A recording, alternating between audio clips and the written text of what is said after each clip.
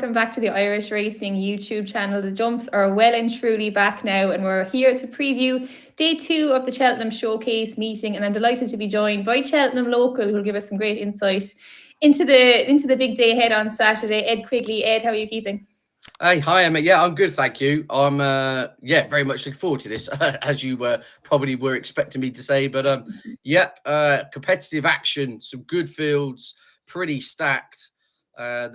The Twitter ex-moaners can clear off. You can save the small fields for the Sussex Stakes and those kind of flat races, which no one cares about. The jumps are back at Cheltenham. We got some very good fields. Really, really is competitive stuff, and very much looking forward to getting stuck into it.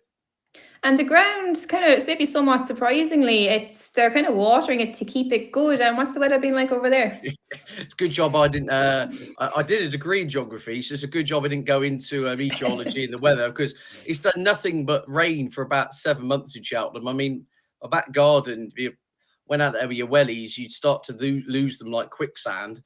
So when the entries came in, I thought, right, well, we'll be here in a blend of soft and heavy ground. I cut a long story short, yeah, as you say, they've had to turn the taps on at Cheltenham to take the firm out of it. It's officially good. I know they've updated the drainage systems there and everything, but quite remarkable, really. It hasn't actually rained in Cheltenham since Sunday. I just put that on record. So it has been dry over the last kind of 4 or 5 days, but previously to that, I mean, absolute monsoons for weeks on end. But it just goes to show how quickly Cheltenham dries back. So, yeah, at the time of recording, officially good watered ground, which, if you said to me a fortnight ago that would be the case, I would have told you to go and get checked out. Yeah, the drainage system must be pretty good. Look, not much rain forecast either, you were saying as well, so likely to kind of stay the same for tomorrow, given probably a little bit more water again to keep it that way. But we'll crack straight into the racing. I think we'll start with we'll go just through the card, and we'll actually give a mention to the futurity as well at the very end as well, but main focus definitely being on Cheltenham. We'll start with the 110. The William Hill Top Price Novices Guarantee Limited Handicap Chase. This one, live score better, pricing it up. 4-1 Guard Your Dreams for the Twiston Davis team, 5-1 Marv Michael and Irish Raider, 13-2 Lord of Thunder, and 15-2 Dutch Schultz as well, coming over from the Gavin Cromwell yard. Guard Your Dreams, I suppose, Ed, he was a grade 2 winner over hurdles at the course. He looks a fair enough market leader. They won this last year as well. Can they go back to back in this one? I think there's a fair chance they can. Yeah, Guard Your Dreams. It was a bit of a write-off last season, wasn't it, over hurdles? Just nothing went right at all. Some lacklustre displays. But as you say, you go back a couple of seasons ago, the hurdle form was in the book. Won an international hurdle, won another big pot at Cheltenham. And it was nice to see this horse come back to some form when winning it at Warwick on Chase debut 3 weeks or so ago. Took a while to warm to the task in the jumping department. Won't be able to do that here in this big field around Cheltenham. But when the chips were down, showed real willing attitude. And as you say, the course form's in the book. And even though he's had a 4 pound rise in the weights to 136, that still leaves him looking fairly well treated on his hurdling exploits, given he was 147 over hurdles. So he's kind of still got 10, 11 pound to play with, if you like. Twiston Davis team are on absolute fire at the moment.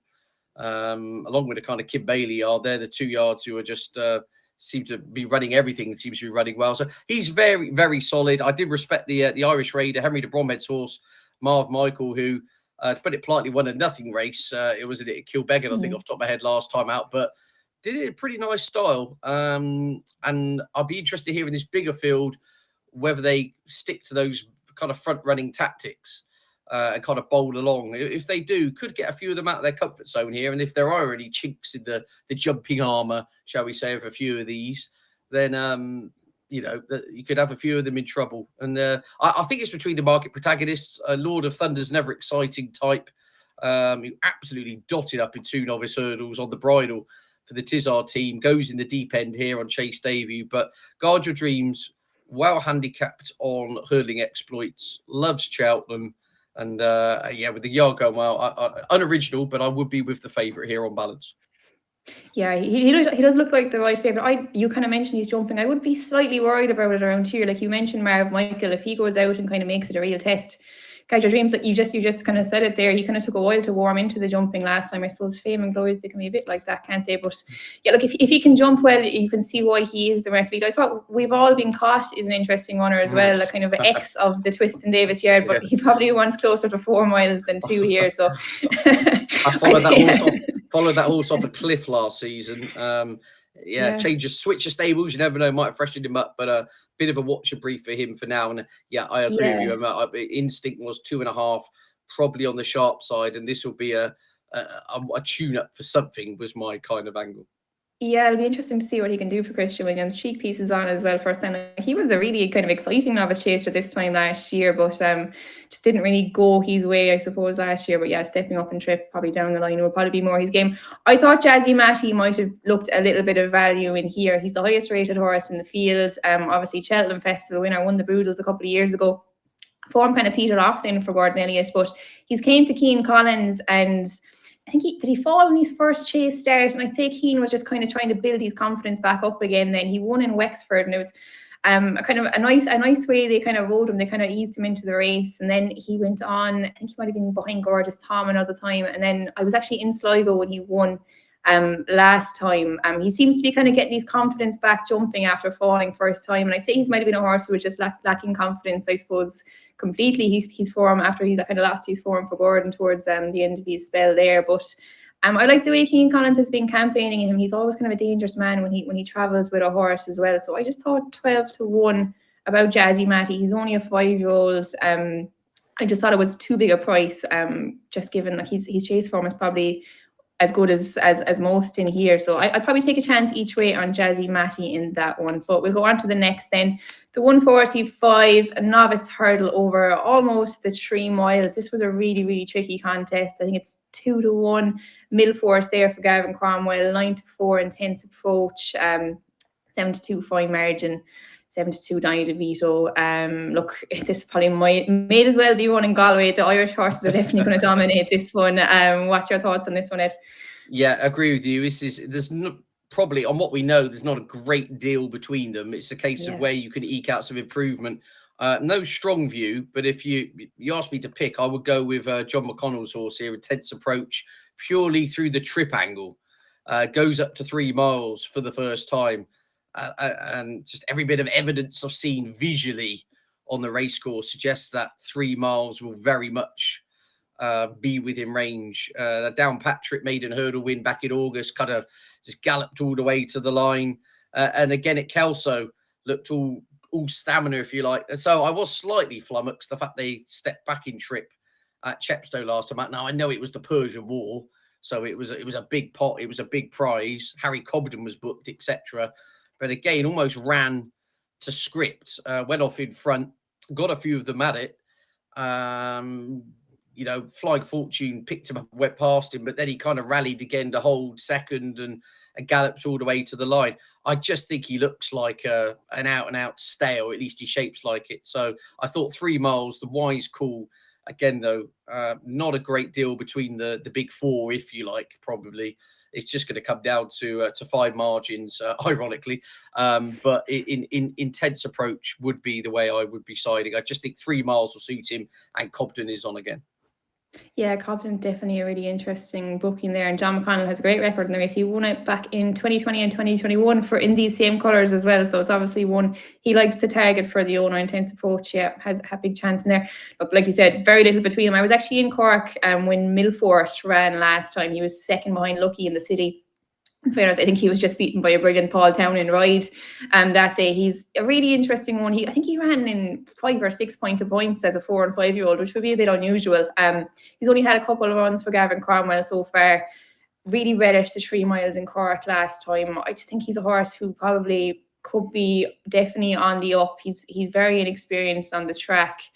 He jumps his hurdles really well, like come on the cliche, he'll be a chaser down the line. But if I was going to pick one, it would probably be him, although there's very little between them. Fine Margin obviously was a massive eye catcher, wasn't he? Did he make his stable debut in the UK? Was it in Haydock when he split Crambo and Slade Lane for Emmett? But that form kind of just hasn't really materialised. I know he's won a few times since, but he kind of looked exciting after that, but kind of disappointed a couple of times as well. But I'm with Millforce there. And interestingly enough, his brother Wacker Clan actually won the next race on the card, which is a good way to go on to that one, I suppose. He won this last year for Henry de Bromhead, obviously. Betting for this one, we've got the Twist and Davis with another favourite on the card, Broadway Boy, in there at 11-4, 5-1 Some Scope, 11-2 Senior Treef, and 7 Bar Those. I think it's the first time we've seen Broadway Boy since he was tailed off in a Grade 1 chase at Aintree last April. Can he get his chasing career back on track here, Ed? He could easily. He really is he's going to be the Marmite horse of Saturday, isn't he? Because he's 11-4 in a 14-runner race, and you're quite right in what you say. He was last seen racing the ambulance at Aintree, beating 51 lengths, and then previously to that at Warwick, he got beaten a distance by Grey Dawning, and obviously that is a different level of opposition. You're talking Grade 1, Grade 2s, Aintree, and Grey Dawning went on to win at the Cheltenham Festival. So he was trying to dine at the top table there. So he's got question marks about him though, because he has been lapped on the last 2 starts. However, the form of the Twisted Davis team we've touched upon, and Broadway Boy clearly absolutely thrives at Cheltenham. 3 wins from 4 starts here. This is his backyard, isn't it? It's off 149. He could go and spread eagle these. It was interesting, Sam Twisted Davis' insight. He was basically saying, look, he's not a horse that takes a lot to get fit. So he will be, I think he's won first time out 2 or 3 seasons. So he goes well fresh. But what just tempered my enthusiasm slightly, Emma, was they said they've got one eye on the big race at Newbury next month. As soon as I hear that, for all that the horse could be tuned up the first time out, you're going to leave a little bit to work on for the big handicap at Newbury next month, if that's the case. But Sam kind of juxtaposed that by saying, look, this is a £52,000 race. If we go and win this, so be it. If it means we go up in the weights for Newbury, so be it. Maybe it's the old cynic of me here, Emma, but I thought if you want to win one of the biggest handicap chases of the year at Newbury, you probably don't want to be winning this. But I'll leave that to libel lawyers to sort out. But look, it's a tricky one. Broadway Boy's right. I think he wins. So I've given you a load of word salad there to say I'm not going to back in, and I'm going to keep an eye on his price. If he goes artificially short, I probably will look to get him turned over somehow. Does he know? Is fascinating here. I'm concentrating on the top weights. This is another horse with an outstanding record at Prestbury Park. He's got 4 wins on his name at Cheltenham. Comes alive at this venue. Kim Bailey team on absolute fire at the moment. To mention them, he's having statistically, I think, one of his best Octobers this century. Some Bright Spark told me the other day on the social media circle. So the yard really are in a clean bill of health at the moment. Now, I know he disappointed last time out at Sandown. That came at the end of a long season. But he's back at Cheltenham. He's had a wind up. He's down to marker 152. 152. Funny enough, last time he won at Cheltenham came 2 years ago off a marker 152. So he's got it in the locker to win off this type of rating. And he obviously thrives on good ground. I think the majority of his wins have all come on a sound surface. So would it be the biggest shock, in my view, if this race was dominated by those at the top of the weights? And whereas Broadway Boy may have his eye on a future target, does he know? I can't imagine Kim Bailey's lining him up for something in February. This is kind of this will be his Gold Cup, if you like. And again, previously, he's done pretty well in the past when fresh. I think he won first time out for his chase debut at Chepstow, and then he went to that graded race at Ascot the following season, won first time out. So he goes well fresh. He loves Cheltenham. He's on a mark. He can win off. The yard are on fire. The ground's fine. He's double figure price. I'll take my chance each way.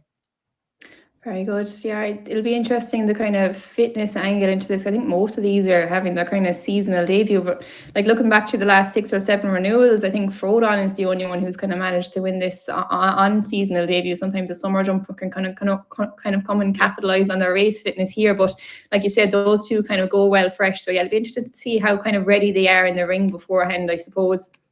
Kind of building on that point, you're going for the ones off the top of the weight. I was actually kind of drawn to one down the very bottom, just kind of on that angle that, he has been jumping all through the summer, and he's coming here with plenty of race fitness over most of these rivals. I think, like I said, the vast majority of these are making their stable debut or seasonal debut.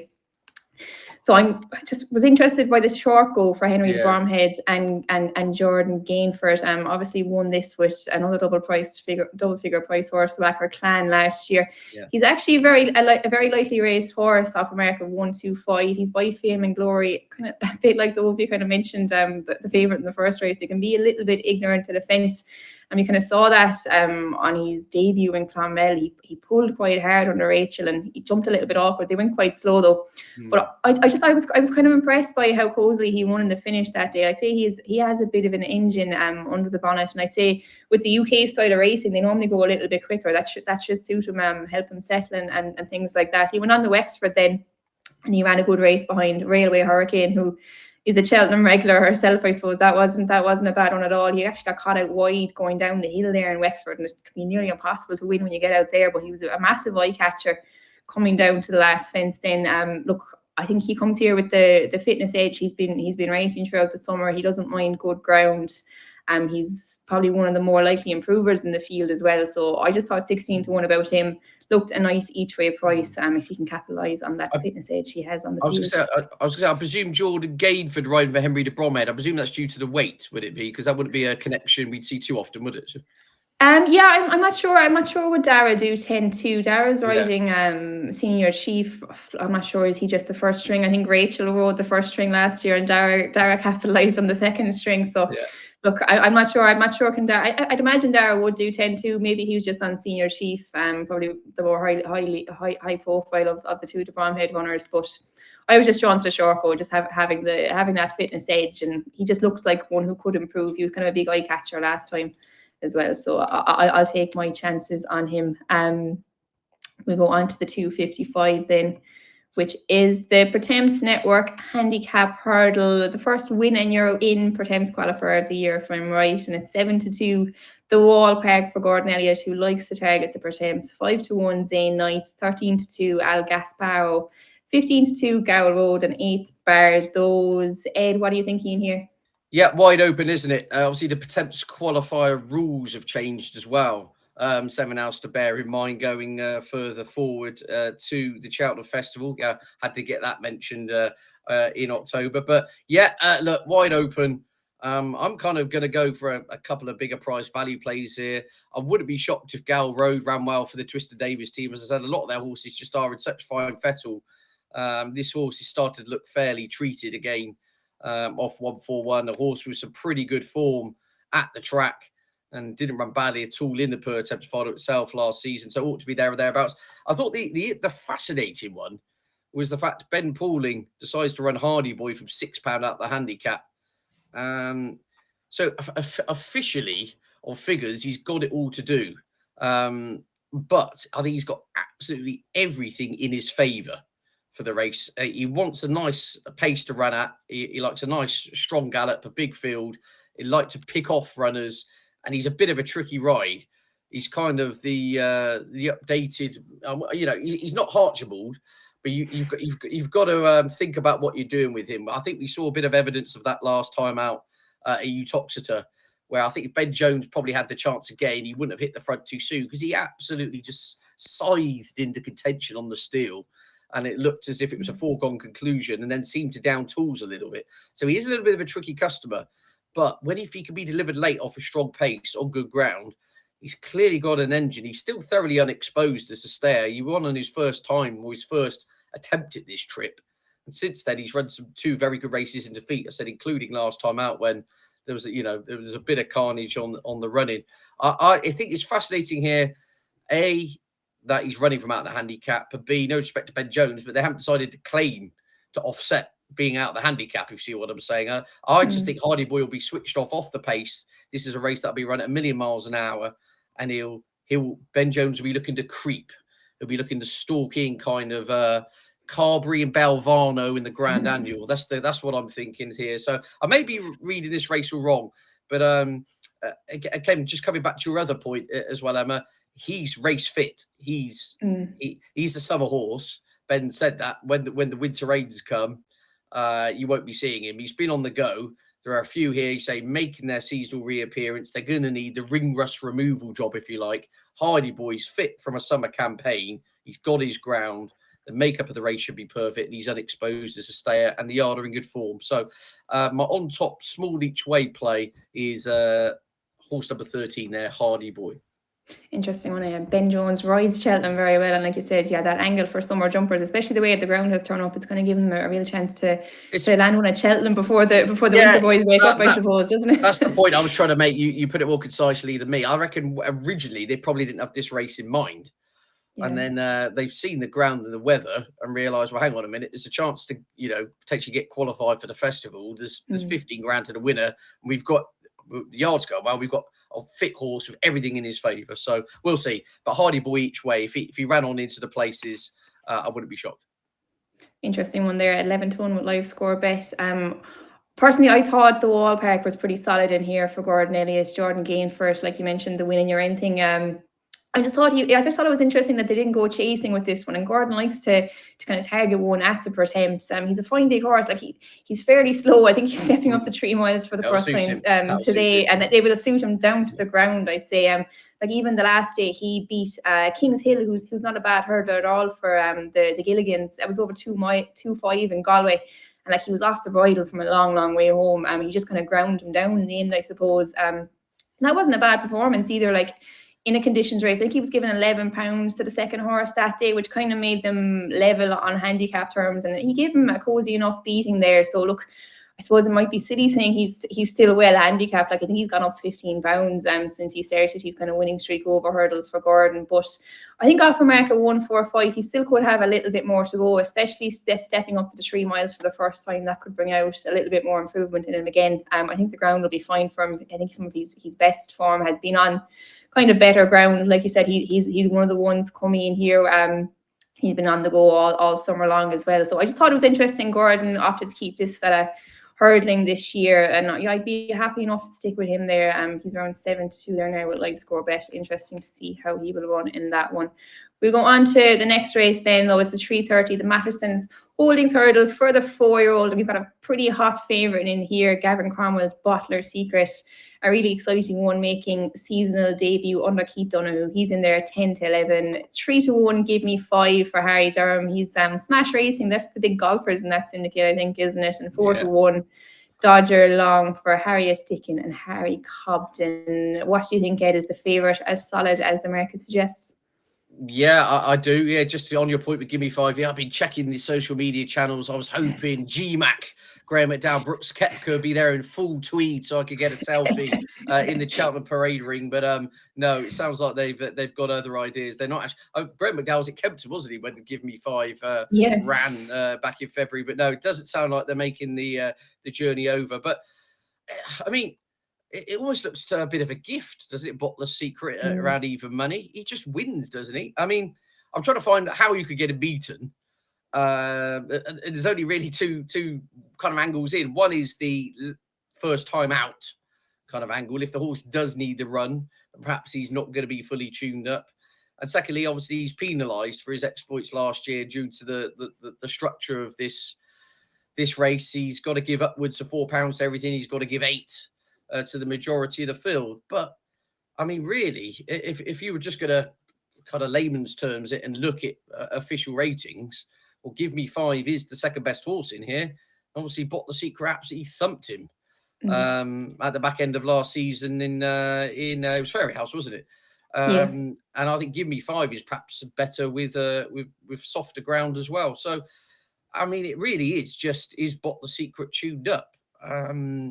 I mean, he'd be giving a lot more than £8 to these if they were meeting in a handicap, if you see what I'm saying. So he's been done a favour by the terms of this race because he'd be giving £20 to Balboa, over a stone to Dodger Long.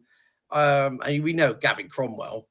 This meeting last year, especially, didn't he? I remember Florian Porter and my mate Mozzie, and he had a whole host of horses just come over here and clean up. And if Bottler Secret's 90% fit, I can't see how he's just got to win, basically. Yeah. So unoriginal, but I was trying to find a way to get him beaten. Unless Brooks Koepka turns up in his helicopter with a briefcase, then they mean business. But no, on a serious note, Bottler Secret, fascinating sort. untapped potential, unexposed. Form behind Carjays, he looks good. I was a little bit put off with the fact they'd reached so early in his career, gone to the cheap pieces at Fairyhouse, but that was an inspired move. And yep, all in all, I'm with the market leader. Move on, basically. Yeah, I'd imagine it would probably take Brooks Koepka aiming golf balls at Keith Donoghue to get him beat. I'd say, yeah, I'm totally with you. And to be fair, he doesn't look a bad price at 10 to 11 because, like you said, it's very hard to see him getting beat. Give me 5, the only case you might make, maybe the better ground, maybe you might get a bit closer. But yeah, no, totally with you. Won't repeat everything you're saying. Really impressive horse last year. Could be a tough year for him this year now, going in to among the open horses as a 4-year-old, but this looks like a nice opportunity to get off the mark anyway for the season. So we'll move on. We won't waste too much time on that one. We go on to the 4:05 Novices Chase over the 3 miles. It's a poor enough turnout for this one, but I suppose historically it's not a field that a race that attracts big fields. I think 3 and 4 runners in the last 2 renewals. But despite that, it can show up a decent chaser. Flowing Porter won it, Chemical Energy, Galvin, Blackcourt, just to name a few. So definitely an interesting race. No prices here from Live Score Bet yet, but I'd imagine Theatre Man is probably a likely favourite and looks the one to beat. Second season chaser coming in here. Ed, what's your thoughts here? Yeah, be between him and Highland, I would have thought. Obviously, Highland's officially the best horse in the race from their the hurdling exploits. Theatre Man gets £5, cheap pieces on for the first time. Season kind of just petered out at the wrong time, didn't it, Theatre Man last year?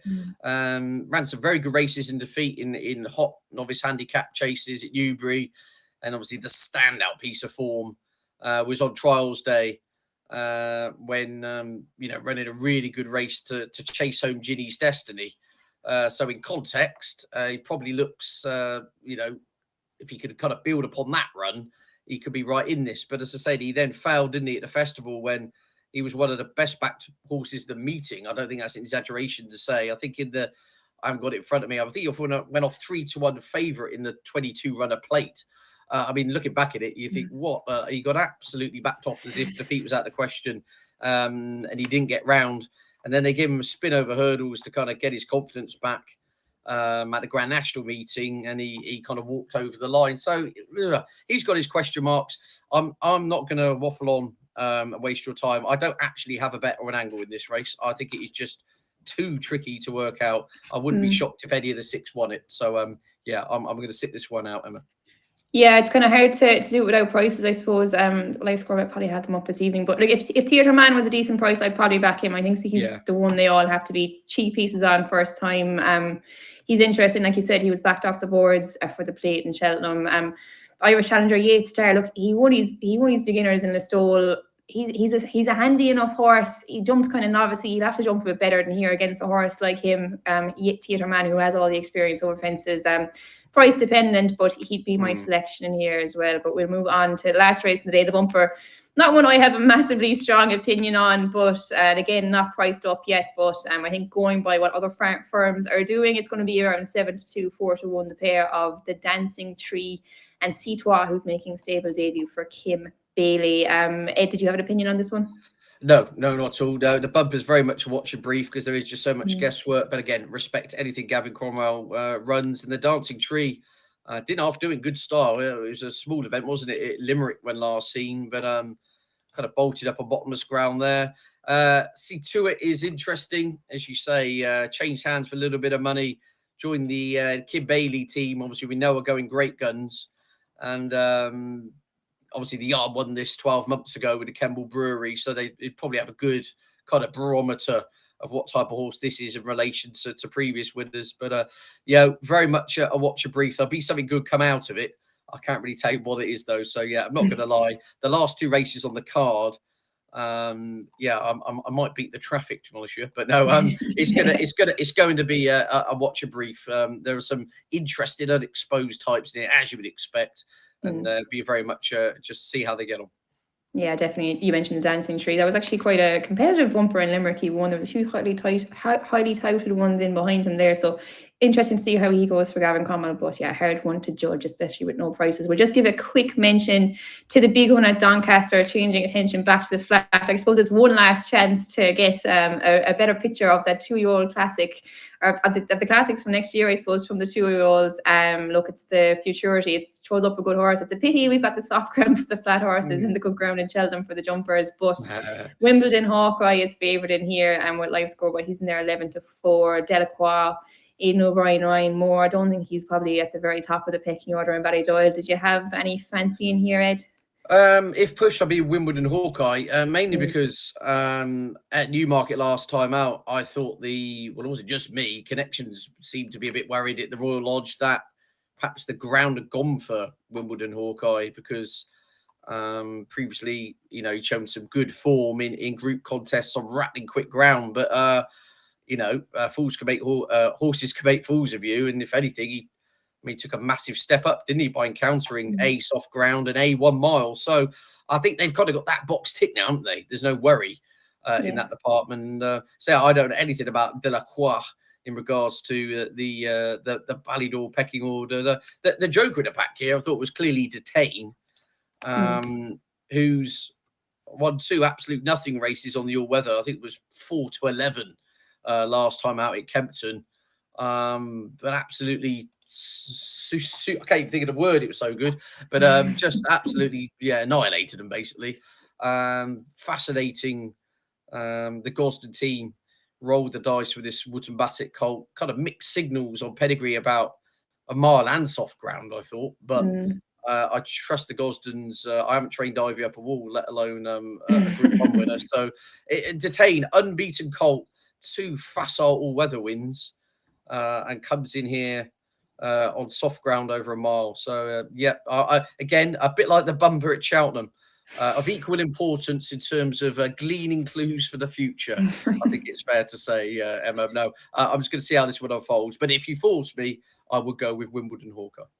Yeah, I'd be in the same boat. I'm a fully fledged member of the Wimbledon Hawkeye fan club at this stage. Look, I just think he's been improving run to run. If you watch back his superlative win, when he superlative run when he was behind Ancient Truth, he was 3rd that day. But he thought he was going to be tailed off coming about 2 furlongs from home, and he just stayed on so well. And compare that to how he's racing now, I think the pennies kind of only starting to drop at Wimbledon Hawkeye. He was really good behind the line in winter in the Royal Lodge, and then he's deserved win the last time at Newmarket. I think, he's making the step up to Group 1 company. I think he's a horse on the up. So, I'd be with him there. I think he's a fair enough price at 11-4. But we'll wrap it up there. Ed, before you go, I'll ask you for a nap on the Saturday. Okay, we'll go a nap. And we'll bot the secret as the nap. But for a value play, does he know in the big staying handicap chase around 12-1 each way? I think he'll be tuned up for this. And, I think he can hit the frame. I'll be happy.